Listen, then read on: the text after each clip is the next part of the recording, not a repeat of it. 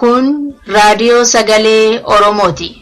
Raadiyoon sagalee Oromoo torbanitti guyyaa 3 wixata, roobii fi sanbata galgala keessaa sa'a 7 haga 7 walakkaatti dambalii gabaabaa meetirbaandii 16 yookaan kiiloohertzii 17,850 irratti qophiilee isiniif dabarsu amma jalqaba. Kun raadiyoo sagalee Oromooti.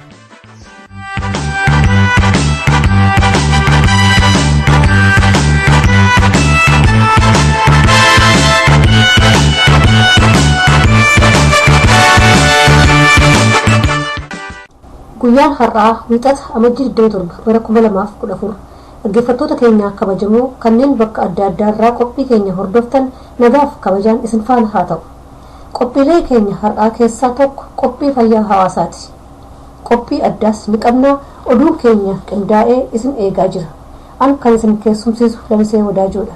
Amma gara oduu har'aattan isin deebisa. Akka mooltan dhaggeeffattoota keenyaa han oduu kan isin dhageessisu dhaabasaa waaq jiraati. Oduu har'aaf qabnu keessaa matoota isaa durseen isin dhageessisa.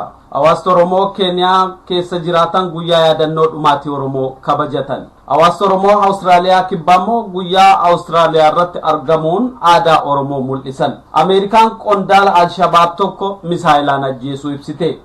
Jarman immoo waraana ishii guddaa gara Afrikaatti bobbaasuuf akka jirtu beeksifte. Amma oduu bal'inaan. Hawaasni Oromoo baqattummaan Keeniyaa Naayiroobii keessa jiraatan guyyaa yaadannoo dhumaatii Oromoo kabajatan. Gabaasaan keenya Naayiroobii irraa akka hubachiisetti guyyaan yaadannoo kun dhumaatii Oromoo irra ga'ee yaadachiisuuf kan qophaa'edha. Kana malees dhumaatii isa keessaa ba'uuf amma qabsoo adeemaa jiru keessatti injifannoolee gonfatamanis wal yaadachiisuuf akka ta'e ibsamee jira. Oromoo Naayiroobii jiran hundaaf iyya dabarsuudhaan koreen yeroo sagantaa kanaa dhaabbatee akka Oromoon hundi waliin ta'ee dhiiga isaa lafee isaa yaadatee sagantaa warri diinaa nurratti geeraran kana balaaleffachuuf sagalee keenya akka dhageessifnu taasifamneera. Ayyaana yaadannoo sanbata darbe magaalaa Naayiroobii keessatti kabajame irratti abbootiin amantii, hawaasni, dargaggooti, shamarran akkasumas haadholiin kan argaman yoo ta'u, ummatoota kibbaarraa bakka bu'aan uummata hadiyyaas argamuun deeggarsa qabsoo Oromoof qabu ibsee jira. Bal'ina gabaasa kana oduu booda qophii addaa keessatti isiniif dhiyeessina. Hawaasni Oromoo Awustiraaliyaa kibbaa guyyaa Awustiraaliyaa amajjii 28 sirna ho'aadhaan kabajatan. Ayyaana amajjii 26 magaalaa Adilee keessatti kabajame irratti hawaasni Oromoo huccuu aadaa Oromoo uffachuun alaabaa qabsoo Oromoo fi kan Awustiraaliyaa waliin qabachuun hawaasa biyyaa waliin ayyaanicha haala ho'aadhaan irratti hirmaatanii kabajaniiru. Ayyaana kana irratti sirbooti aadaa Oromoo kan dhiyaatan yoo ta'u, hirmaannaan kun illee hawaasa biyya garaa irraa hirmaate biratti hedduu dinqisiifame akka jiru bakka bu'aan sagantichaa nuuf ibsaniiru. Namni keenya ayyaana kana irratti aadaa uffatee alaabaa qabateeti ibsisaa Kami seelleen isaa deemaa jira bakka waltajjiitti. Yeroo meeqaffaadhaaf ayyaana kana kan kabajan? Ayyaana kana yeroo sadaffaati bara 2012 eegalee. Hawaasni Oromoo Awustiraaliyaa kibbaa baroota lamaan darban haaluma wal fakkaatuun warra biyyaa waliin guyyaa Awustiraaliyaa kabajachuun akka Oromoof Oromiyaan addunyaatti beekaman ga'ee guddaa gumaachaa jiran. Ameerikaan haleellaa misaayilaa hoggana Alshabaab irratti xiyyeeffate fudhachuu ishii beeksifte. Qondaaltonni humna ittisaa Ameerikaa Peentaagoon akka dubbatanitti haleellaan konkolaataa Soomaaliyaa kibbaa keessa socho'aa ture irratti fudhatame xiyyeeffannaa isaa rukutee jira. Akka Ameerikaan jettutti qondaalli Alshabaab sun battaluma sanatti ajjeefameera. Haa ta'uti oduun naannoo sanarraa madde akka beeksisutti haleellaa sanaan hogganni Alshabaab ajjeefamuusaa kan mirkaneessuu miti. Akka Ameerikaan jettutti Alshabaab humna naannoo Afrikaa bahaa kan Alqaayidaa wajjin hidhata guddaa qabu. Jarman humna waraanaa guddaa gara Afrikaatti bobbaasuuf akka jirtu beeksifte. Ministeerittiin ittisa haaraa kan Jarman akka dubbatanitti yeroo biyyoota akka Maalii fi Central Africa Republic keessatti ajjechaa fi gudeeddiin hedduu hammaachaa jiru kanatti mootummaan Jarman callisee ilaaluu hin danda'u. Yeroo ammaa kana akka mootummaan Jarman jedhutti biyya Central Africa Republic keessatti ajjechaan garmalee babal'achaa jira. Ajjechaa kana baraarsuuf humnoota kan naannoo sanatti bobba'anii jiran kan akka Faransaay gargaaruun barbaachisaa waan ta'eef humna waraana guddaa naannoo sanatti bobbaasuuf jirti Jarman. Akka ibsa kanaatti Jarman eenyatti humna waraanaa jabaa kan loltoota Faransaay gargaaru gara Afrikaatti erguun ishee ni eegala. Ministeerittiin ittisa waraanaa Jarman kan yeroo duraatiif dubartii keessaa muudamte kun akka jedhanitti Afrikaa baraarsuuf Jarman gahee olaanaa baasuu qabdi. Oduun sa'aatii kanaaf qabnu kanuma qophii hafee wajjin nagaa waariyaa.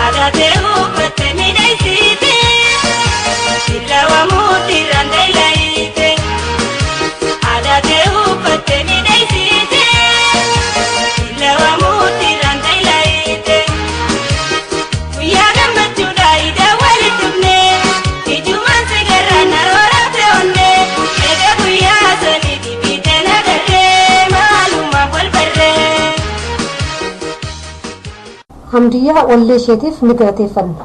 Amma gara qophii keenya addaa kan guyyaa yaadannoo dhumaatii Oromoo ilaaluutti darbina. Oromoo har tokko yaatu Rabbiin waa godhu. Oromoo dhiiga fi ilaalatti Rabbiin waa godhu. Oromoo kutaadhaa fi amantii addaan hin qoodamne Rabbiin waa godhu. Oromoo haqa fi harkatti caayaa fi gatteessu Rabbiin waa godhu. Oromoo tokkummaa fi jabeeffatu Rabbiin waa godhu.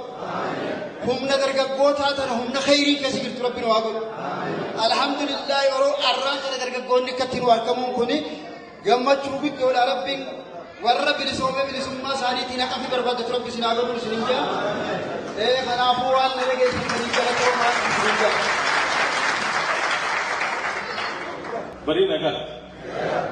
Bari nagaa walgahii nagaa kaayoo qabu taktaan kaayomsa waraabulaa deebana. Eebbi kun kan fudhatame sirna ayyaana yaadannoo dhumaatii Oromoo amajjii 25 magaalaa Naayiroobii keessatti gaggeeffame keessaati. Hawaasni Oromoo biyya abbaa isaanii keessaa bilisummaaf nagaan jiraachuu hanqatanii baqattummaaf saaxilaman biyya isaanii baanis waan biyya isaanii keessaa isaan baase hin daganne. Inumaayyuu bakka deemanitti xiiqeffatanii akka eenyummaa isaaniif hojjetan isaan kakaase. Sababa kanaaf baqattoonni Oromoo kanneen biyya ollaatti dahatan kunneen xiiqiidhaan waan biyya abbaa isaanii irraa isaan baase addunyaaf himuuf wal ga'an guyyaa yaadannoo dhumaatii Oromoo. Guyyaan irraa guyyaa itti uummatni Oromoo karaa adda addaa uummata naftanyaatiin rakkoon adda addaa irratti ga'e itti yaadachuudhaaf walitti qabamnedha. Guyyaa irraa ijoolleen dargaggoonni maanguddoonni iddoo kanatti guyyaa kana yaadachuudhaaf nu gidduutti argamtan baga nagaan dhuftan isinii jenna. Kabajni keessan guddaadha. guyyaa kaleessa dabree kan godaannisa hamaadhaa yaadachuudhaaf kaayatanii bobboontanii argamuu keessaniif galanni keenya guddaadha. Sirni yaadannoo kun ergaa sadii dabarsuuf qophaa'e. Tokkoffaa dhumaatii dhala Oromoorra gahaa dhufe dhaloota ammaa yaadachiisuudha. Diinonni keenya hamminaaf ka'anii garaagarummaatti ni jijjiiru. Minilikoonni sadaffaan haqa kanaan nu ga'aniiru galatoomaa baga wal agarree.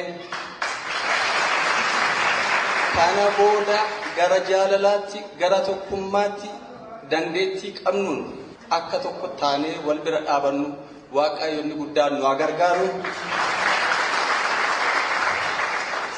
Ilmaan keenyatti obboleewwan keenyatti aadaa keenya safuu keenya eenyummaa keenya maal keessa akka dabarsinee dhufne har'as maalitti akka jirru boorus gara fuulduraatti maal akka ta'uu qabnu himachaa barsiifachaa warra wal jaallatee lagaan amantiin gandaan gosaan waliin qoodiin warra Oromoo tokko ta'ee bilisummaa tokkoon bakka tokko dhaabatu Waaqayyoon jiraataan nu gargaaru. Galatooma. Duraan dursee haasawa baniinsaa kiyyatti seenuun dura bakka jirtanitti lafaa ol kaatanii yaadannoo dhiiga Oromoo lafee Oromoo kan cabe dhiiga Oromoo kan jigee fi kanneen itti yaadamaa jiruu fi bakka jirtanitti lafaa kaatanii akka yaadattan isin affeera.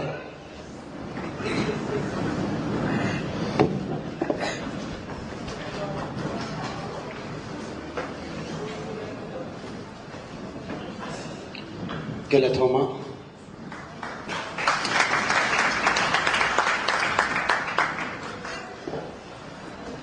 Duraan dursee kabajamtoota manguddoota Oromoo, kabajamtoota abbootii amantaa Musliimaa, kabajamtoota waldaalee amantaa Kiristaanaa, kabajamtoota dargaggoota Oromoo kan biyya keenyaa fi magaalaa Naayiroobii keessatti baqaanis taatanii jiru as keessa jiraattan waamicha balaaleffannaa Minilik yookaan Hitleera gurraachaa kana irratti harmi aayyoo dhiigee harki aabboo dhiigee ekeraan lallabdee waamicha isiniif taasifte dhageettanii hubattanii fudhattanii tokko taatanii waliin balaaleffachuudhaaf asitti kan argamtan hundi keessanuu baga nagaan dhuftan isiniin jedhu.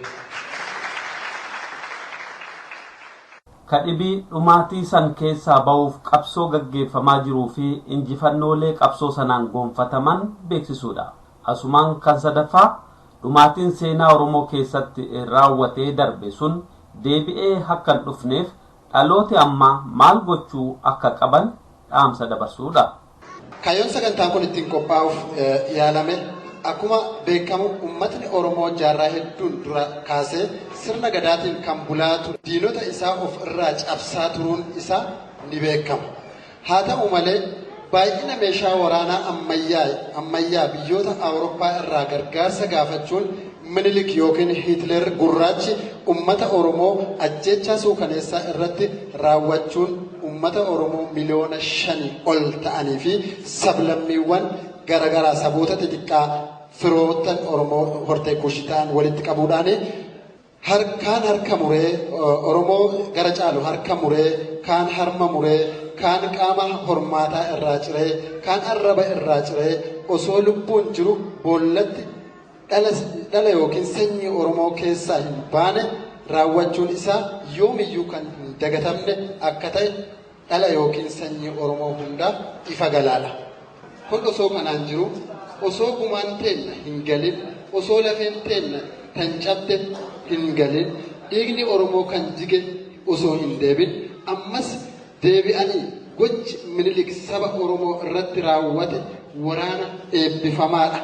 Kanaafuu ammas irra deebinee waggaa 100ffaa isaa gootummaa isaa kabajuu qabnu waggaa Hitleera gurraachaa jedhaniiti addunyaa irratti labsii baasanii lafee teenna irratti geerarsa eegalaniif. Kanaaf Oromoon hundi addunyaa irratti balaaleffachuudhaaf dirqameera. Nutis kanumarraa ka'uun Oromoo Naayiroobii jiran hundaaf iyya dabarsuudhaan koreen yeroo sagantaa kanaa dhaabbatee akka Oromoon hundi waliin ta'ee dhiiga isaa lafee isaa yaadatee sagantaa warri diinaa nurratti geeraran kana balaaleffachuuf sagalee keenya akka dhageessifnu taasifamne.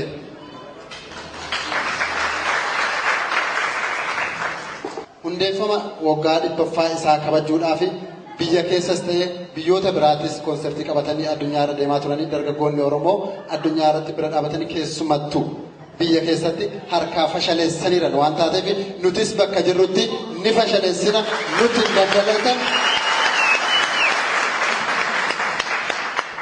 ummata Oromoo miliyoona 50 ol ta'etti kaaseeta isaanis hin daldalatan hin dhageeffatamus dura dhaabbannee ofirraa dhoowwina jechuudha.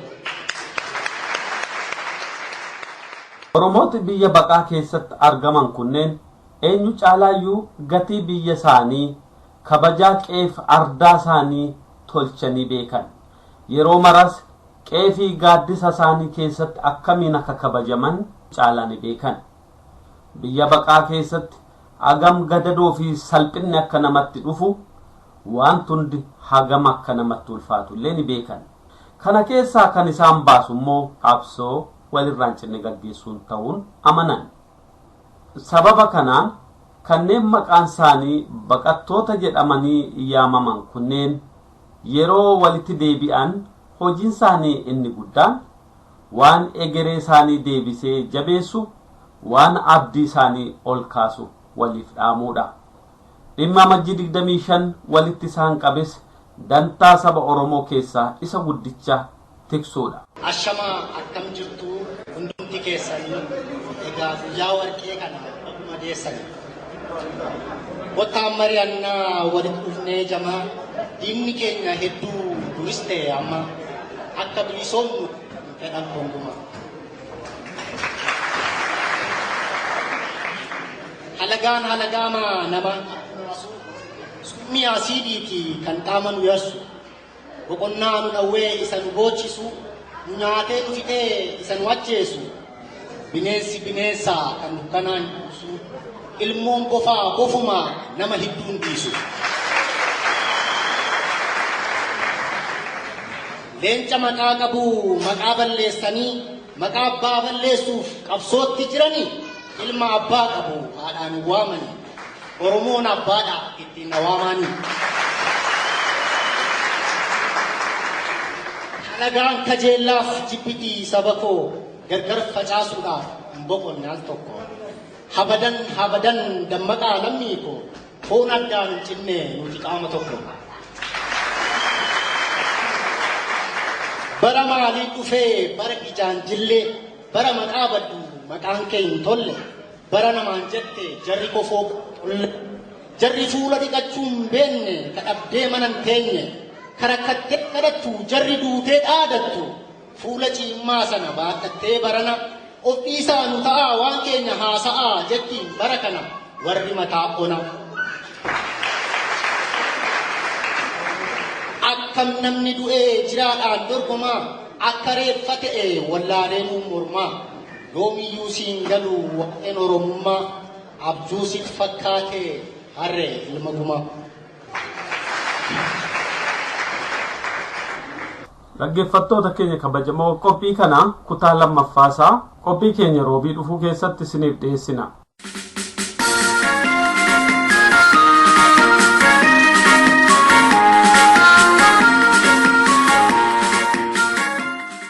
Qophii fayyaa hawaasaa.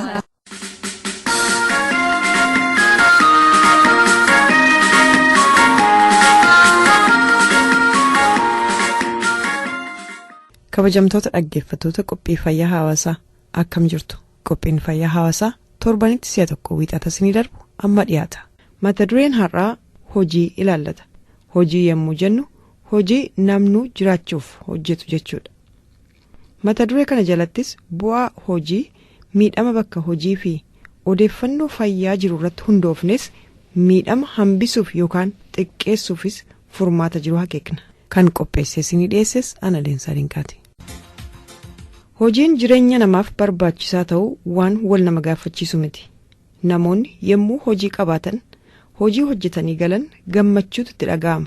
Akkasuma hojii galuu yookaan hojjechuutu barbaadanii hojii dhabuun ammoo qaama qalbii fi sammuu irratti illee dhiibbaa fiduu qaba. Hojii qabaatanis ammoo rakkooleen garagaraa hojiitti hidhatan nama mudatan danuudha. Kanneen keessaas hojii ofitti quufuu dhabuu, bakka hojiitti miidhamuu, yaadaan dhiphachuu, sanyii balfattummaa bifa kamiinuu namarra gahuu maluun, waldhabbii bakka hojii, sooroma ba'uu fi akkasumas hojiidhaa baafamu. Kun egaa dhiibbaa namarratti fidu jechuudha, fayyaa namarratti.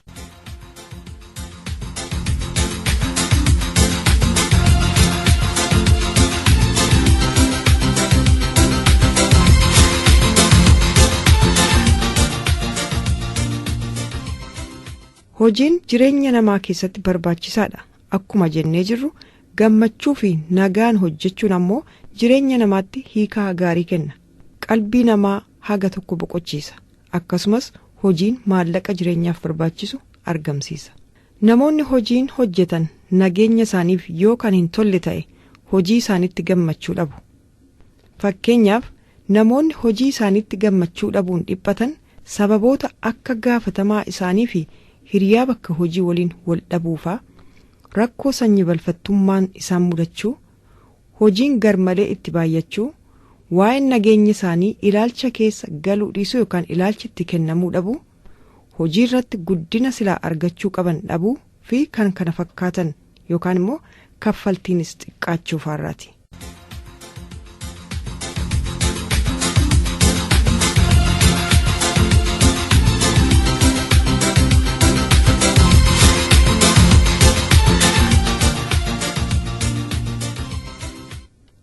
Dhiphina yookaan stress kan jedhan bakka hojiitti nama mudatu yoo ilaalle, dhiphina hojiin walitti hidhateen kanneen himannaa dhiyeeffatan lakkoofsaan guddaadha.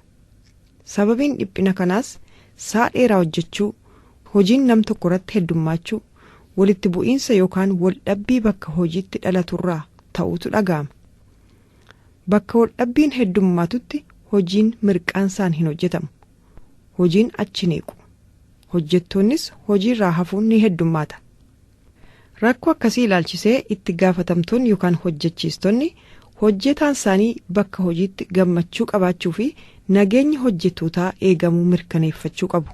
Hojjettoonnis wanneen nageenya isaanii yookaan hojii isaanii gaaga'u gaafatamaa yookaan gaafatamtoota isaanii akka seera bakka hojichaatti beeksisuu yookiin yaada isaanii dhiyeeffachuutu irraa eegama.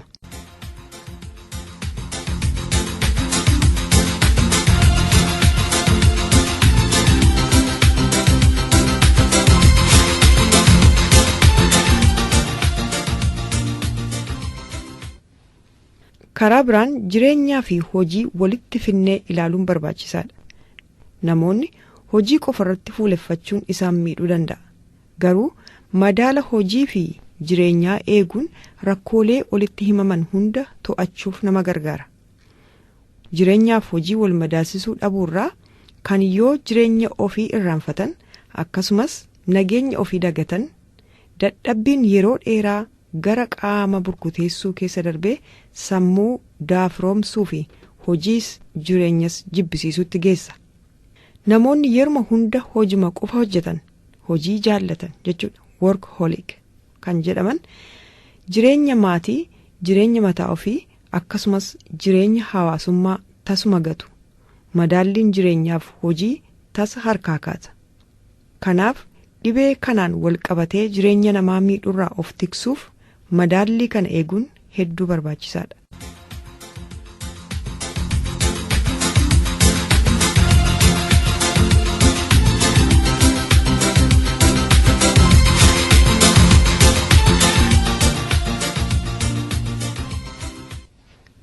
Sanyii balfattummaa bakka hojiitti. Bakka hojiitti sanyii balfattummaan bifa kamiinuyyuu raawwachuun seeraan ala. Akka seeraatti bakka hojiitti bifaa fi gosummaa keen yookaan saalaan, umuriin, qaama hir'inaan, fuudhaaf heerumaanii fi kan kana fakkaataniin qooduun tasumaa seeraan faallaadha. Fakkeenyaaf bakka hojiitti tarii sanyii balfattummaan dhalatuu malu yommuu nama haaraa qacaran dhiibbaa jiraachuu malu yookiin akka hojjetaatti waan argatuu qabaniin eenyu leenjiif ta'a eenyus hin ta'u jedhanii murteessuu irratti yoo hojiirraa nama hir'isuun barbaachise eenyuun hir'isuun akka malu guddinaaf eenyuun filu akkasumas iddoo tokkorraa tokkotti nama dabarsuun yemmuu barbaachisuu fi kan kana fakkaatan hundumaa murteessuu irratti sanyii balfattummaan tarii mul'achuu danda'a. Karaa fedheenuu haa ta'u garuu gocha sanyii balfattummaa bakka hojiitti raawwachuun seera ala ta'uu beekuun barbaachisaadha.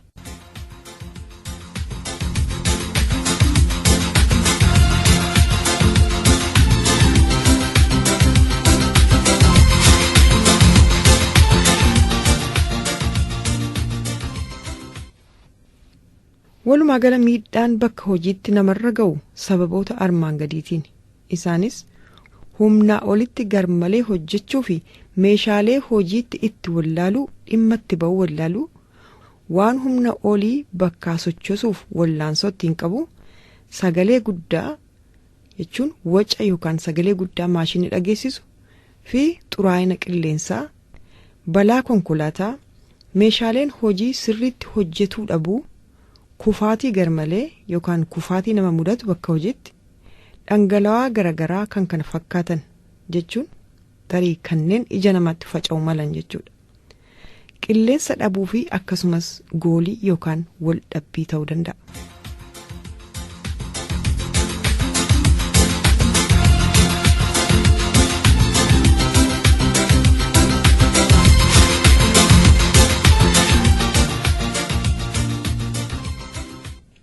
Xumura irratti gaa kanneen yaadatamuu qaban hojiin jireenya namaaf barbaachisaadha maallaqas argamsiisa. Rakkoon hojiin wal qabatee nama mudatu kanneen akka hojiitti quufuu dhabuu miidhaa bakka hojii yaadaan dhiphachuu sanyii balfattummaa wal dhabbii du'a akka tasaa hojii baafamuu yookiin hojii dhabuu ta'uu. Irra caalaa dhibeen hojiin wal qabatanii nama miidhan sababa saa dheeraa hojjechuurraa hojiin heddummaachuu wal dhabbii gaafatamaa fi hojjetaa waliin qabaachuu malanirraa haalli hojii yemmuu jijjiiramutti itti baruu dhabuu fi abdii dhabuurraa yeroo keessa dhibeen fayyaa akka daafirummaafaa nama dhuunfachuu. Egaan dhaggeeffattoota keenya namuu akkuma hojii hojjennee jiraachuu feenu jireenya mataa ofii maatii ofii fi hawaasa ofiifillee yeroo qabaachuun barbaachisaa ta'uu hubachuu feesisa.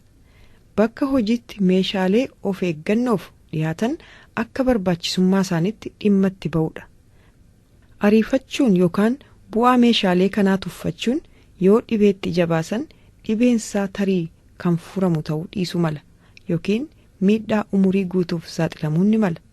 Kanaaf meeshaalee hojiitti akka silaa ta'utti dhimma itti ba'uu akkasumas rakkoolee bakka hojiitti nama mudataniif akka seeraaf heera bakka hojii ofiitti fala itti barbaaduun dhibee fayyaa ofii maatii ofii fi hawaasa ofii gaaga'urraa of tiksuudha. Qophiin fayyaa hawaasaa irraas asuma irratti raawwata. Haga qophii keenyatti aanutti walitti deebinutti nagaan nuuf tura.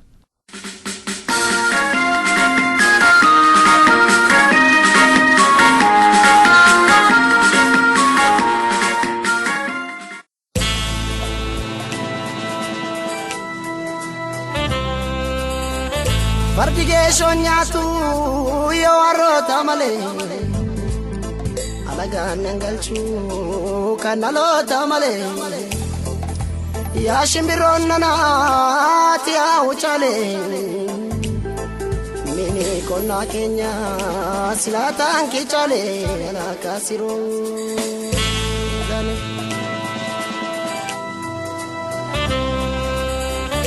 kiraari daamannaa si wayyaa yaadibe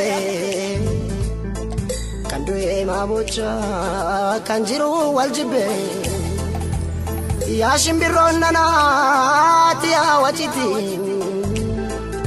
aadaa manaa gootaa noorimee yaa gifti seenii saddee.